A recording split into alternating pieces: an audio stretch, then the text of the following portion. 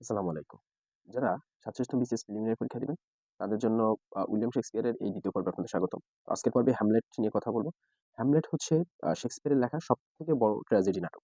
এই হ্যামলেট শব্দের অর্থ হচ্ছে স্মল ভিলেজ এবং চিন্তা করা হয় যে এইটি দ্য স্প্যানিশ ট্র্যাজেডি যেটি রয়েছে সেটি হচ্ছে থমাস ইডের যে লেখা স্প্যানিশ ট্র্যাজেডি সেটি অবলম্বনে এই এই যে হ্যামলেটটি লেখা হয়েছে এটি মনে করা হয়। তো অ যদিও এটি পরে ওইভাবে আরকি চিন্তা করা হয়নি। তবে এটির ভেতরে একটি মিল পাওয়াতে এটি মনে করা হয়। তো ডেনমার্কের রাজহত্যা ও এই যে এবং তার পুত্রের দীর্ঘসূত্রতা অর্থাৎ চিন্তার যে দীর্ঘসূত্রতা অর্থাৎ সে থিংকিং করতে অনেক সময় নেয় এবং সেই প্রতিশোধটি নিতে দেরি হয়ে যায়। সেটি নিয়ে আসলে এই হ্যামলেটের গল্পটি এগিয়েছে আরকি।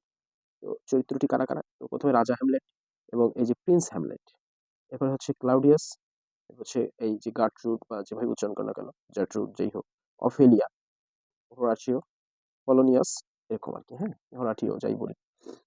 এই মূলত চরিত্রগুলো একটু মনে রাখার চেষ্টা করবেন। একটু প্রাসঙ্গিক করে পড়বেন। কে কাকে কোন কথাগুলো বলে ওই সময় পড়ার সময়। অফেলিয়া এই ধরনের চরিত্রগুলো আসে যেমন এই যে অফেলিয়া চরিত্রটি আসে, হ্যাঁ? এই যে হোরাটিও বা হোরাসিও যাই বলি না কেন, ক্লাউডিয়াস এই যে এই ৩ টি চরিত্র প্রধানত এসে থাকে, তাই না? চরিত্র থেকে কিন্তু একটি প্রশ্ন থাকেই। তো এগুলো কিন্তু খেয়াল রাখতে হবে। এরপরে দেখেন এই যে কোটেশন থেকে প্রশ্ন থাকেই। তো আমরা কোটেশন গুলো একটু পড়বো এবং কোটেশনের যে কিওয়ার্ড আছে কয়েকটি কিওয়ার্ড দিয়ে আমি একটি আ নিজের মতো করে একটি তৈরি করেছি। এটা একটু দেখাবো। তার আগে একটু পড়ে নিই। To be or not to be that is the question. এটি হচ্ছে সলোলোকি অর্থাৎ স্বগতোক্তি। এটি হচ্ছে প্রিন্স হ্যামলেটের স্বগতোক্তি যে আসলে এই এখন হবে কি হবে না, হ্যাঁ? এই ধরনের একটি চিন্তা। অর্থাৎ এই যে চিন্তার মধ্যে যে দ্বিধাগ্রস্ততা সেটি কিন্তু আসলে এই কথার মধ্য দিয়ে প্রকাশ পেয়েছে। তার বাবাকে যখন এই যে হত্যা করা হয়, এই হত্যার যে আ তিনি এখন কি করবেন? ও হত্যার প্রতিশোধটি এখনই নেবেন কি নেবেন না? এই বিষয়ে তিনি সিদ্ধান্তহীনতায় ভোগেন। এরপর হচ্ছে frailty the name is women অর্থাৎ এই যে দুর্বলতা নারীর অপর নাম। এটি প্রিন্স হ্যামলেট বলেছিলেন। হ্যাঁ? অনেক সময় হচ্ছে নাটক সিনেমাগুলোতে বেশ রসাত্মক কিছু বাক্য থাকে, যেগুলো বেশ শুনতে ভালো লাগে। এরপরে আছে হচ্ছে কি brevity is the soul of wit, তাই না? এই যে সংক্ষিপ্ততায় কিন্তু রস বেশি আনে, তাই না? দেখবেন যে জোকস গুলোতে ছোট পাঞ্চ লাইন থাকে, হাসির খোরাক থাকে ভালো। ওটা রসিকতা মানে সংক্ষিপ্ত জিনিস কিন্তু রসিকতা উদ্রেক করে বেশি। তো এটি পলোনিয়াস বলেছেন ক্লাউডিয়াসকে। এভাবে এখান থেকে একটু পড়ে মনে রাখতে হবে। এরপরে আছে হচ্ছে there is nothing either good or bad but thinking makes it so. অর্থাৎ ভালো মন্দ বলে আসলে তেমন কিছু হয় না। আমাদের চিন্তা আসলে ভালো মন্দটা উদ্রেক করে, তাই না? এটি প্রিন্স হ্যামলেটের কথা। এরপরে প্রশ্নটি আসছে হচ্ছে when sorrow come they come not single species আরকি বাট ইন ব্যাটালিয়ন অর্থাৎ যখন দুঃখ আসে তখন একাকী আসে না। দল বেঁধে বা ঝাঁক বেঁধে আসে। এটি ক্লাউডিয়াস বলেছেন। এরপরে আছে হচ্ছে there are more things in heaven and earth Horatio than are dreamed of our philosophy, তাই না? এটি হচ্ছে বলছে যে হোরাসিও স্বর্গ ও পৃথিবীতে এমন অনেক বিষয় রয়েছে যা আমরা স্বপ্নেও কল্পনা করতে পারি না বা আমাদের দর্শনে আমাদের চিন্তায় এটি আসে না।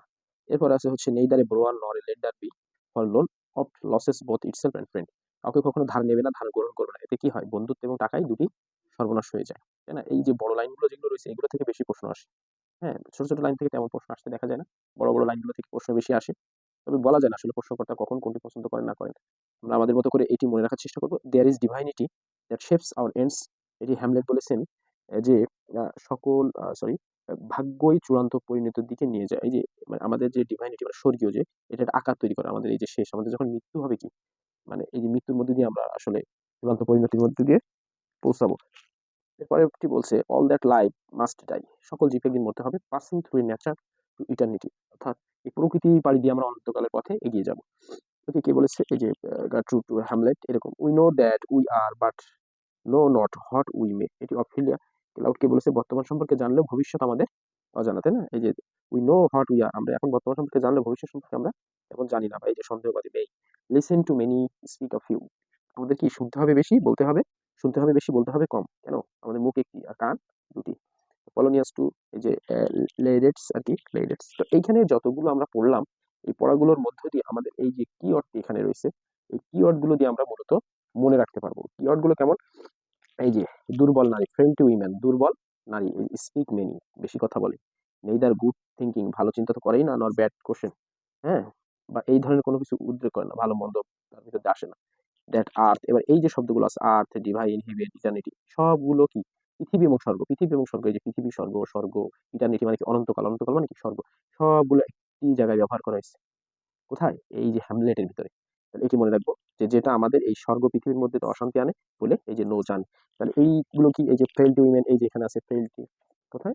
এই যে ফ্রেইলটি এই যে উইমেন এই কিওয়ার্ড, হ্যাঁ? ফ্রেইলটি উইমেন তারপরে হচ্ছে কি স্পিক এই যে আমরা কি বললাম স্পিক মেনি এই যে স্পিক মেনি, হ্যাঁ? তারপর হচ্ছে নেইদার, এই যে নেইদার, নেইদার নর, এই যে এখানে নেইদার, নেইদার নর। তারপর হচ্ছে আমরা কি থিঙ্কিং আর কি, হ্যাঁ, এই যে ব্যাড থিঙ্কিং, গুড থিঙ্কিং, হ্যাঁ। এরপরে হচ্ছে এই যে সরো, এই যে দুঃখের কথা বললাম, তাই না? সরো, হ্যাঁ, এখানে কোথাও একটা এই সরো শব্দটি ব্যবহার করতে হবে, যদি করা হয়নি তো সরো। এটা হচ্ছে আসলে দুঃখ কখনো একাকী আসে না, এটা এভাবে মনে রাখা যায় এখানে। তো যখনই বাবার হত্যার প্রতিশোধ তার নিতে পারেনি, তখন তার জীবনে দুঃখটি মানে ব্যাপকভাবে বোঝা হিসেবে চেপে বসছিল। এটিও মনে রাখা যায়, গল্পের মাধ্যমে উক্তিগুলো মনে রাখতে হয়। যে এই ধরনের গল্পটার আসলে কাহিনীটা বুঝতে হয়। কাহিনীগুলো বেশি, বেশি আপনারা যদি সময় পান, ইউটিউবে অনেক দেখবেন। অনেক এই ধরনের শর্ট আছে, নাটক আছে। দেখে নিবেন। তাহলে আপনাদের আরো বেশি, বেশি মনে থাকবে। যেটা আমি করতাম। এছাড়াও চরিত্রগুলো পড়তাম, এগুলো পড়তাম। তো এই যে কিওয়ার্ড, তারপরে এই যে আর্থ, হিভেন, তাই না? এই যে এখানে এই যে হিভেন, আর্থ, এগুলো আমি মনে রাখি, হ্যাঁ? এরপরে হচ্ছে এই যে ডিভাইন, ডিভাইন, হ্যাঁ? এগুলো বেশি, বেশি মনে রাখতে পারবেন। এবং এই যে নো শব্দটি এখানে দেখলাম আমি। হ্যাঁ, এই যে ইটারনিটি, এটি দেখলেন, ইটারনিটি, নেচার, প্রকৃতি, হ্যাঁ, এই যে নো, হ্যাঁ, এগুলো হচ্ছে কিওয়ার্ড আকারে আমি এভাবে মনে রাখতাম বা মনে রাখার চেষ্টা করতাম। এভাবে পড়লে আপনার কাজ হবে। আপনি আজ যাই বলেন, এটা কাজ হবে। এভাবে পড়ার চেষ্টা করবেন। পরবর্তী পর্বগুলো দেখেন, ইনশাল্লাহ বেশি বেশি দেখবেন। ভিজুয়ালাইজেশন যত হবে তত আপনার বেশি বেশি মনে থাকবে। তো পরবর্তী পর্ব দেখার আমন্ত্রণ জানাচ্ছি। ধন্যবাদ।